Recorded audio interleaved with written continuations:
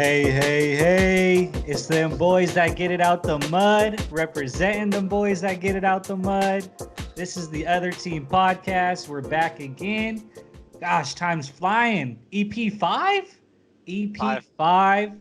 Five on it. I got 5 on it. Yeah, don't let me break out my vocals. It's, you know who it is. It's your boys. Clipper Podcast, Sports Podcasts, Hoops Podcasts.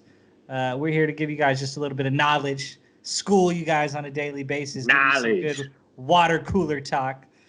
Your boys, Zach Handy, Terrence Scott, Jacob Handy. We're here. Another week, another EP in the books, another good week of NBA hoops. Man, woo, fresh off of the Clippers Celtics game, which was good basketball. It's probably best game of the year so far. Up there for best game of the year. It got ugly. It was a little ugly. I mean, for an OT game, it barely, got over 100 points, which in today's league is a little ugly. I love that. Absolutely love that. I love that kind of basketball. 107-104, Clips take it in OT. Patrick Beverley, let me just get it out right out the way. Like I said, from the guys that, like he likes to say, gets it out the mud. The man was a beast tonight. The mud could not hold that man down. Pat Bev, 16 boards, leading all rebounders in the game tonight on both teams. Your point guard for the Clippers.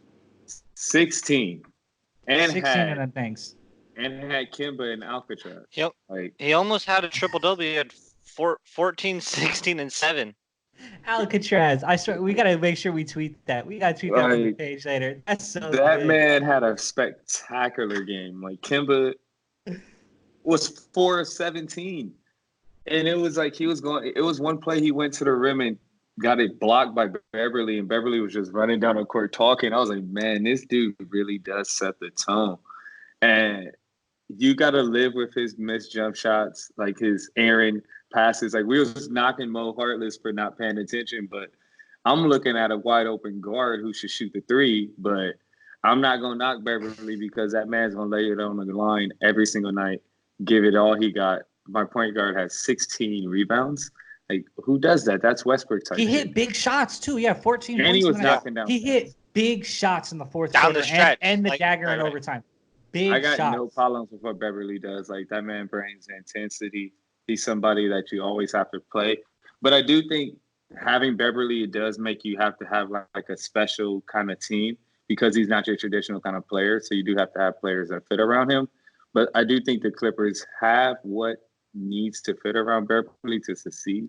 They can add a few pieces, I do think, that we're going to talk about later on. But overall, Beverly's a beast, and he shows it every night with his intensity. This is what's hilarious. Sorry, Jake. This is what's hilarious to me about this game. Your first game with Paul and Kawhi together, right? All the hype, ESPN, great game, right? You look at the score, overtime win, great game. But it was not Kawhi and Paul that won them the game down the stretch tonight. It was Lou Will and Pat Bev. Like, is that a little worrisome that Paul and Kawhi didn't get it done? Sponsors. No, because they did get it done. I mean, they had 25. The other had 17. I mean, they were there on the defensive end. Yes, JT broke Paul's ankles to send it to overtime. Yes, that happened, but happens to the best of us. Nobody's perfect. Everybody gets it. Braun just got it 3 nights ago from Miles Turner or Evan Turner. If we were to put a percentage on it, on that he got crossed or that they got tripped in feet tangled, what would you say? 80% crossed. 80? I would put it a little lower than that. I would probably put it like 70-30 because their feet did touch, but they got a little crossed up. Done. Yeah, but I think Paul was getting busted regardless. I think he got crossed, but I don't know if I'll go 80, but I don't argue it. I don't know. I thought tonight's game kind of was like the living up to the billing. Like, this is what this team's going to be. They're going to hang their hat on defense. They're not going to try to, play you back and forth and score. They're going to get a stop and then probably work you down and just break you down over, 60 minutes of basketball. Yeah, I think this is like a pretty accurate assessment of what this Clipper team is going to be like. Not in the sense of, you can expect Paul and Kawhi to go a little ghost down the stretch. Not at all. But I think you can anticipate this team just strapping. I mean, just really defensively all game they fight, and it's the offense at times tonight looks really rusty, stagnant, like they hadn't had a lot of cohesion together, all that stuff. But defensively, they just lock in and they keep themselves in the game, and you just have to get hot for a few stretches down the second half, and they did that, and I think that's Yeah. a huge indication of what you're going to see from this Clipper team. They went from down 10 with 6 to go, down 7 with 2 to go, and then literally, like, you could just see locked in, 7-10-0 run, got the lead. JT sends it to overtime, but that's the kind of, you could tell, like, that's what this team's hanging their hat on, is when it's time to get stops, they're for sure able to get the key stops, and you can just close, like, you can shrink that floor. There's nobody you can really go to. Like, even if you find the one mismatch who Lou Will's on, no matter who is next to Lou Will, is probably going to be an elite defender to help with that matchup with Lou Will. It's so hard to get past a team when you have that all over the floor. My only thing watching tonight's game that was concerning, and I think this all the time, we've talked about it several times, it's two things. The rebounding is always going to be an issue for this team. Offensive boards, they're going to give up to opposing teams that have solid bigs. They will always give up offensive boards, and second chance points is going to be an issue. And then my other thing is they do need a secondary playmaker. Even I do think tonight Paul did show in that role that he can take that opportunity and he's going to grow in it. But I keep saying it. And like we said earlier, like with Pat Beverly, you have to have kind of special players that go around him. So I think having another backup point guard who is more of a facilitating point guard would be beneficial. I know we talked about maybe it being a starter, but I don't know if it necessarily has to be a starting level point guard. It could just be somebody that can come in and give solid minutes, but share the ball in a sense that gets other guys involved. Like I don't know. It's just different. Yeah. I really do think that's something they need. I kind of Like, want to get into that point playmakers, guard but a too. different I will kind give of you one credit. playmaker. You said offensive rebounds is a problem. Celtics won the offensive rebound battle tonight, 18-14. So good eye there. I think you're 100% right. That at Zubac times should play more though. He should play more. Yes. I think it's hard to We find him lose minutes in the down rotation. the stretch though. Yeah.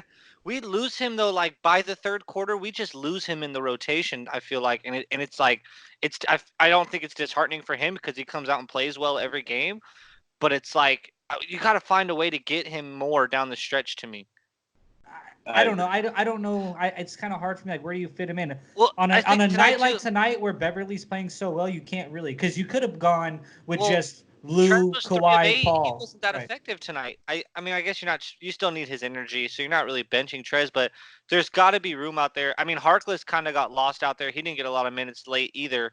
So, I mean, it's a good problem to have, but I agree with Terrence. Zubac should play more. I mean, and defensively, the team is better defensively with him on the floor. I mean, according to all like the analytics, like when Zubac's out there, the whole team as a unit is way better defensively. I can't agree more. Zubac needs to play more, in my opinion.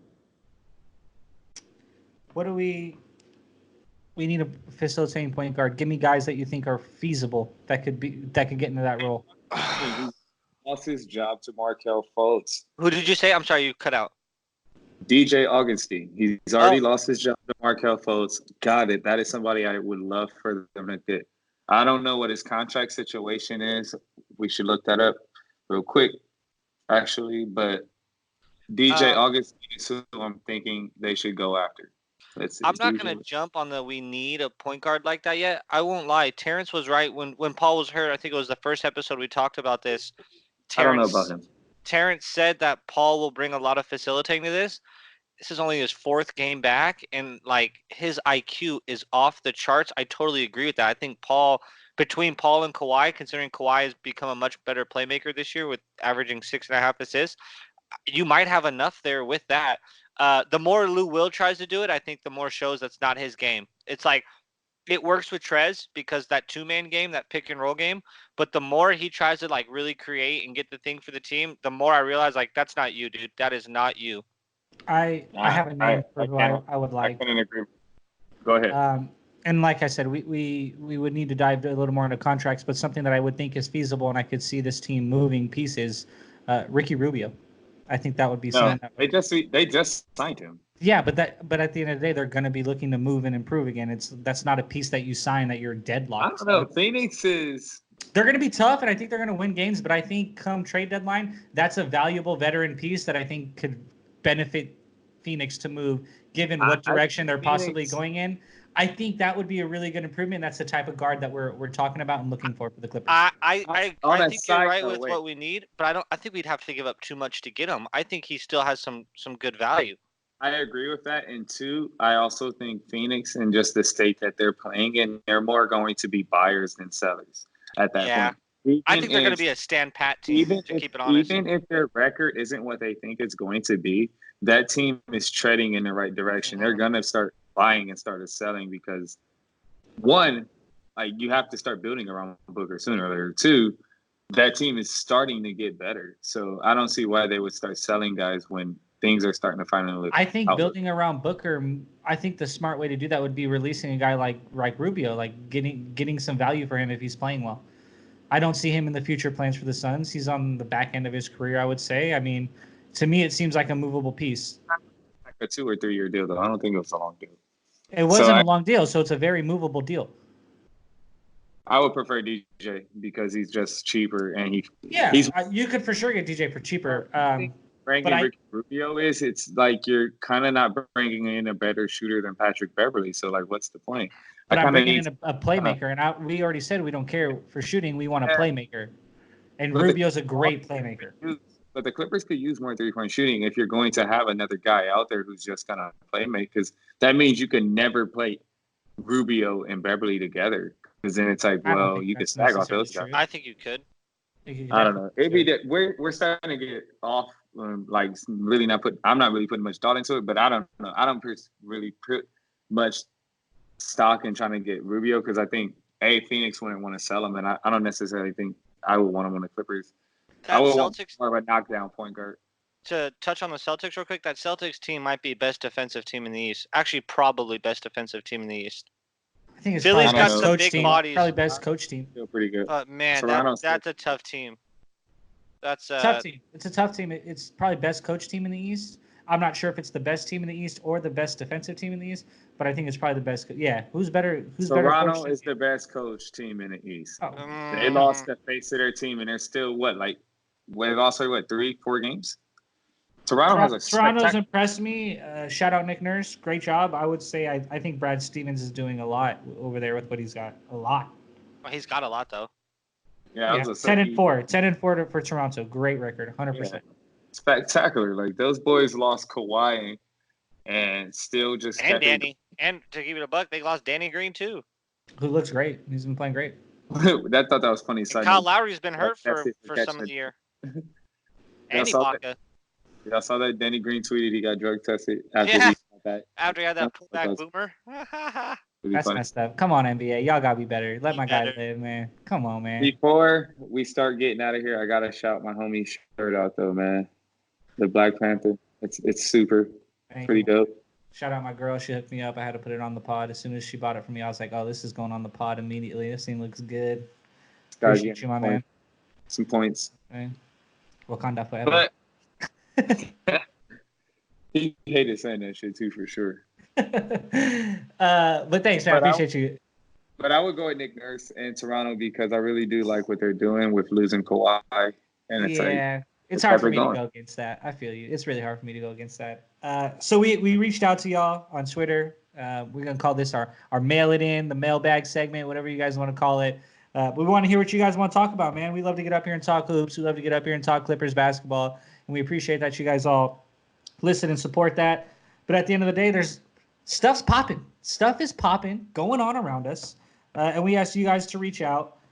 So we got some hits. Some of you guys reached out and said, we want to hear this, that, or the other. Topic 1, shout out my man, Nick. We appreciate you for listening, tuning in, providing feedback. He wants to know what's going on with the Astros stealing signs MLB saga that's unfolding. Someone sound off for me right now. Please, you want it first? You want it first or you want me to go first? I want to go first. I want a vein going through someone's eye right now. I want you guys to I want to go first because it's like I'm not really going to say like sign stealing is a travesty. It's something that's always been in baseball, but these guys take the next steps and the next levels to just break rules to another level. And it's like, what the fuck?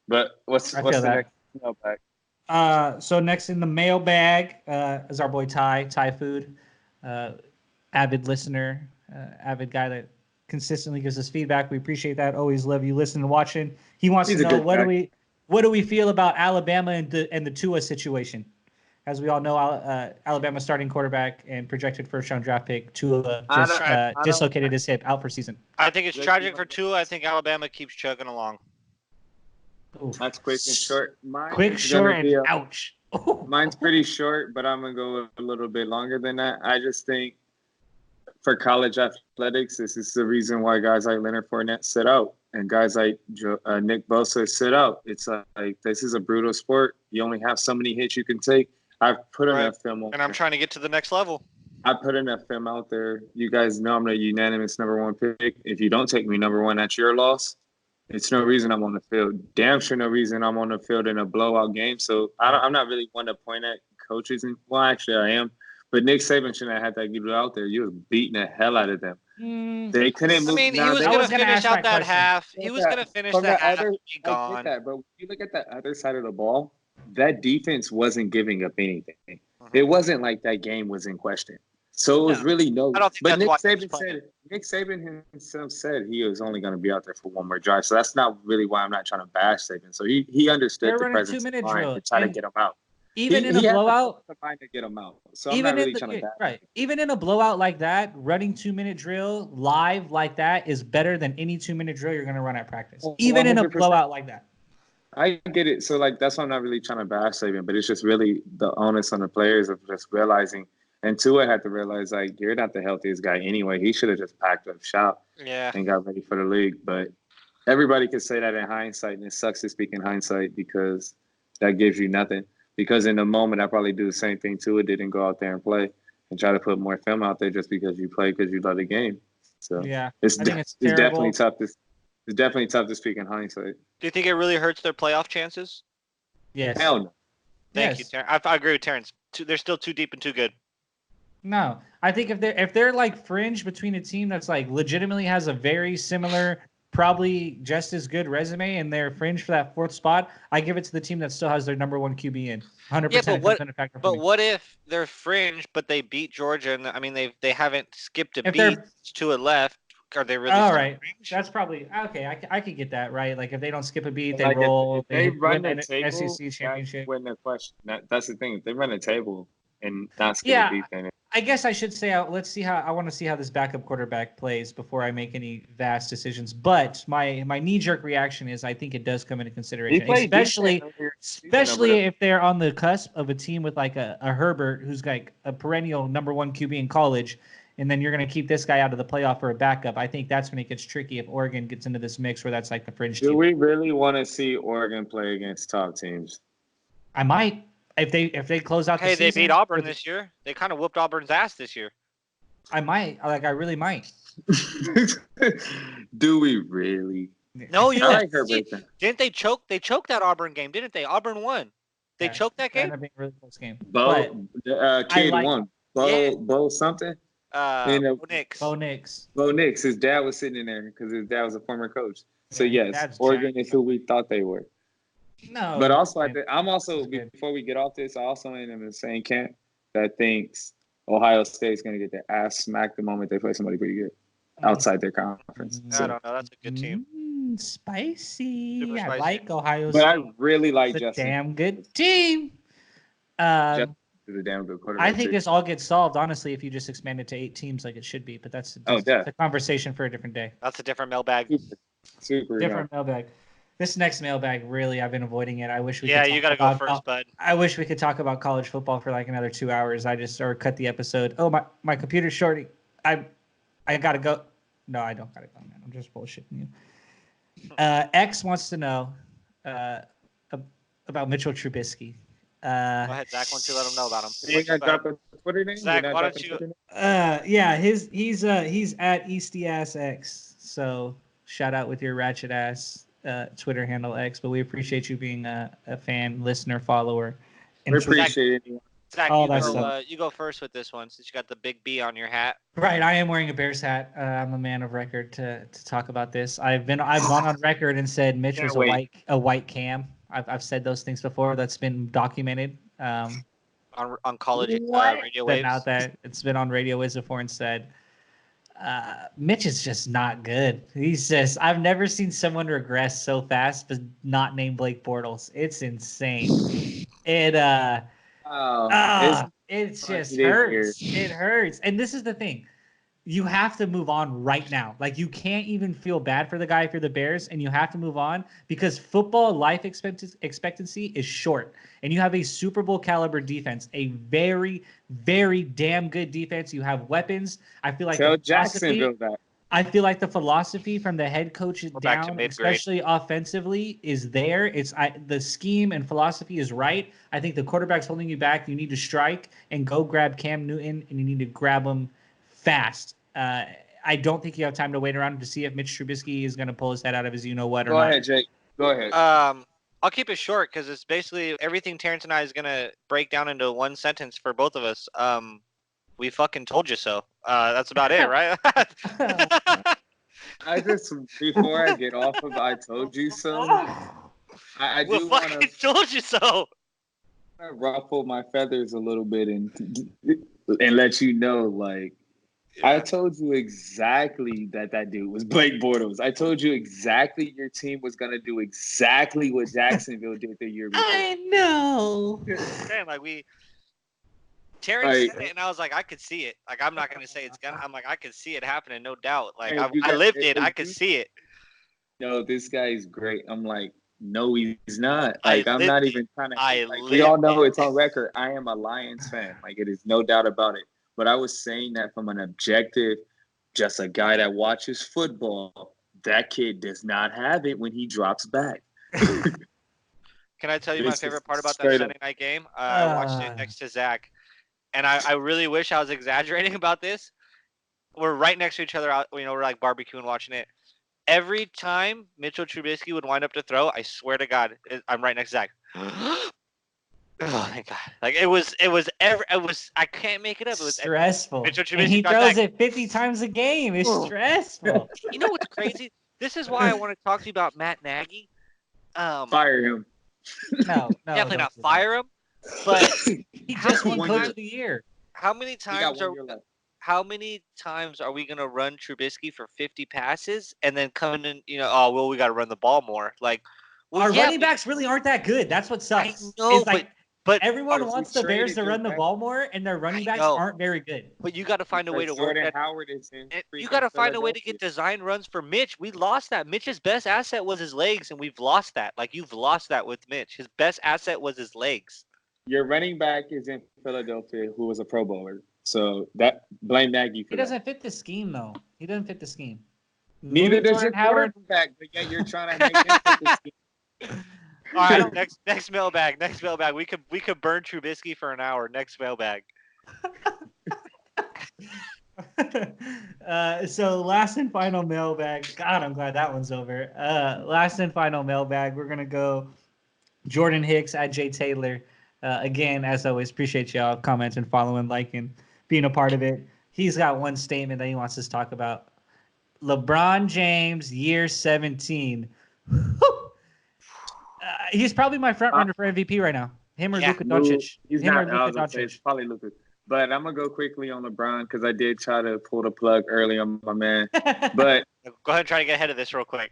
I've already got ahead of it. But I do want to say, like, I did think prior to the season, like, well, I thought last season with him getting hurt and everything that this man was gonna go on a revenge tour, and it's damn sure happening right now that he's letting the league know that he is still someone to be a force to be reckoned with. Yeah, year 17 LeBron looks a lot like year 12 LeBron right now. It is scary.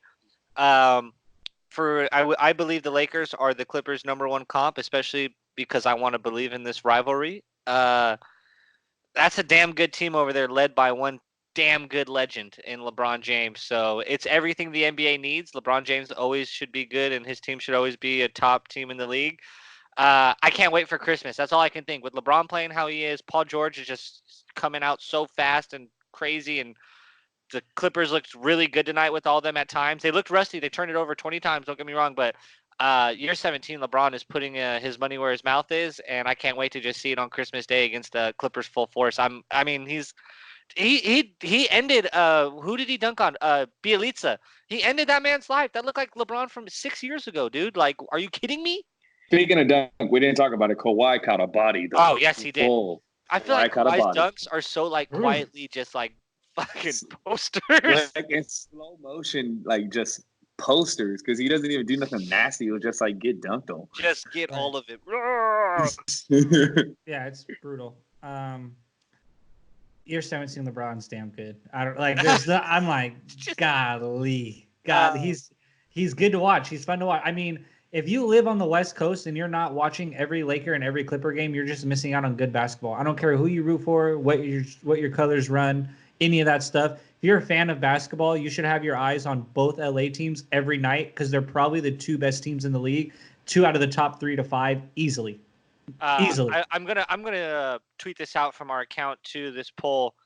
I want to know what do you guys think is more impressive? LeBron's triple-double against every team in the NBA, or Tom Brady having beat every team in the NFL? Obviously not the Patriots. Sucks that I even had to say that. Marcos Escalante, if you listen to this. I think the triple doubles to me. No, who? I think I heard. God, who was it? It was somebody in the NFL that scored a touchdown against everybody. And then on top of it, he scored 2 touchdowns against everybody. It could be Peyton Manning. I feel like that might be a Peyton Manning stat. Nah, it was a like a skill. Player. It was a skill position player. Yeah. It was maybe like Julio. It could be like Julio. Nah, dude, I think it was Jerry Rice.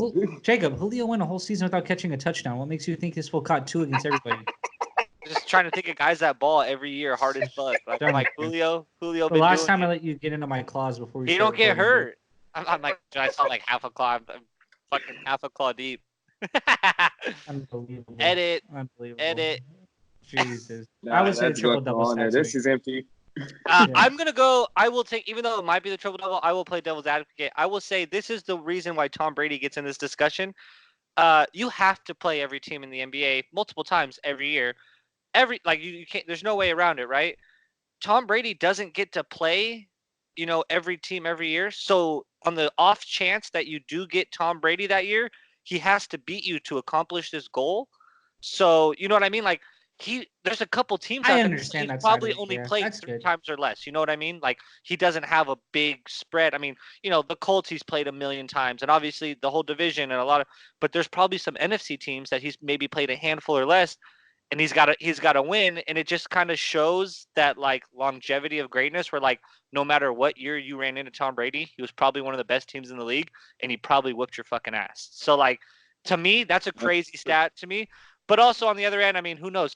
He might have 1 win against a team, and he threw 2 picks, but the defense, ran a pick back and won it. So, there's always that weird thing in it. But for sake of argument, I will take Tom Brady in this for that reason, that you have to kind of take advantage of it. Like, whereas like LeBron's going to get opportunity after opportunity after opportunity to triple double, said team that he hadn't done it against yet. That's cool. I get that. That's fair. I'm gonna go either way. I'm gonna go LeBron triple double because it's harder to get a triple double against every team that's getting a win, because it's a team win instead of a personal goal. Not a personal goal, but individual accolade. It's not easy to get a triple double, even though triple doubles are definitely getting watered down in today's basketball. But LeBron has been playing for 17 years, so all his triple doubles aren't watered down. So not at all. I'm going to give you the benefit of the doubt that like his are definitely hard. That's a bigger accomplishment because it's more of an individual accolade than a team game. Because just like your point was, who knows if Brady even has those games? I'm sure Brady beat every team and he was a factor. But if he does have some of those games, even if he doesn't, I still think it's more that each time LeBron got that triple-double, it was a spectacular game because it was a triple-double. Mm-hmm. Each win Brady got against every team, who knows if it was a spectacular game. It could have just been an average game and win. So that's where I'm going to give the edge to LeBron in this. I feel that. real last thing, real quick before we dip. As always, like I say, I try to say as much as I can. We love y'all. Appreciate y'all. Like, follow, share, subscribe, all that good stuff. The handles are all right here on the page. I drop them every episode so you guys can see them. If you're only listening, you're not watching, at the other team, at _ the other team, actually, if I'm not mistaken. I hope I got that right, Jake. Like, as I said, YouTube, Anchor, SoundCloud, Twitter, IG page coming, Facebook page coming. We're working on getting on iTunes. We know you guys like your specific platforms, and we want to accommodate that. We like all that, but do us a favor, follow, like, subscribe, all that good stuff. We appreciate that. Before we get out of here, guys, It's below. give me something non-sports related to watch, listen to do something. Give me something for everyone to do until they got to listen to us. All right, so if for you need next your week. break from sports because it's just getting too crazy, if anybody who follows me on social media, works with me, is in my life, already knows what I'm about to say, 10 million subscribers the first day, Disney Plus. Get on it, 1 week trial, watch something nostalgic and get that nostalgic high, whatever your favorite movie was. Your girlfriend wants to watch old school Lady and the Tramp, watch it with her. Maybe you want to watch Remember the Titans, Left Side, Strong Side. They got the Marvel on there. I'm going to probably dig into The Mandalorian this weekend. I like to binge, so I've been waiting for a couple episodes to build up so I can kind of dig into 3 hours and just waste a day of it. I'm running through Star Wars. Anybody knows me, I'm a nerd. Disney Plus, get that nostalgic feeling. You deserve it. You deserve it. Go ahead. I'm gonna go with something different. I have watched Lady and the Tramp with my girl, so that was pretty cool. Not gonna lie, that's always a classic. That movie definitely has some undertone things that I definitely think is interesting. But I'm gonna go with music. I've been listening to some stuff that I haven't listened to in a while or haven't really heard. So I've been listening to the artist Reason. I've been listening to more some Rod Wave, and I downloaded some more Blue and Exile because that was a lot of music I listened to when I was in high school. So got to make sure some newer stuff and some bringing back some old hits from my life. So I've been all over the map with it. So Nice. Shout out if y'all know anything about good music, check it out. Jacob, I'm going to go completely against the rules first segment because you're going to appreciate what I have to say here in a couple seconds.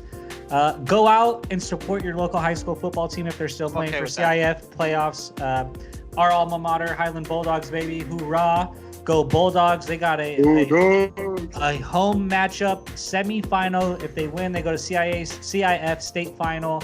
They're hosting Newport Beach out there in Palmdale. I'm going to make the trek down from Long Beach out there to go see the game. I encourage anyone. Palmdale High, they are also hosting a game. I know Bosco has a second round playoff game. That's more local out here. Unfortunately, Long Beach Poly.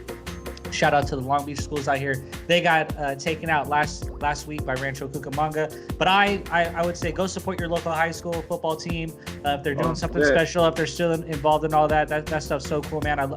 We love high school prep sports. We love college sports. We love pro sports. We love all that good stuff. So go out and support your local high school, man, and try to get it out there. Shout out Bulldogs, man. Hope you guys do it. Hope to see you guys. All right, Zach, you get one pass. Next time you better give me something non-sports related. Next time you better tell somebody to go take a hike, literally. Dope. Yeah, I will. Dope, Zach. Shout out to all high school sports. That was dope, Zach. Yeah. We needed that. Yeah, for sure. So shout out all that stuff. We need all the support. Y'all need all the support. Chase those dreams. Play those games. This could be your last games of your life, and you're never gonna forget them. I know. To this day, I still never forget my last high school baseball game because it's fun. It's great. You're never gonna forget those times. So shout out Bulldogs. Go get a W this week. As I always say, guys, I'll catch y'all later in the week for a beer or something. I'm sure we'll hang out. We'll talk. Everyone else, like, listen, subscribe, download, all that good stuff. Show us some love. Tell your friends. Tell your grandmother. Tell your friend's grandmother. Tell her grandmother and her friend. Tell them all. Tell everybody. Everybody get in here and listen to us, man. We have a good time. We hope you guys had a good time. Love everybody. Peace and love, y'all.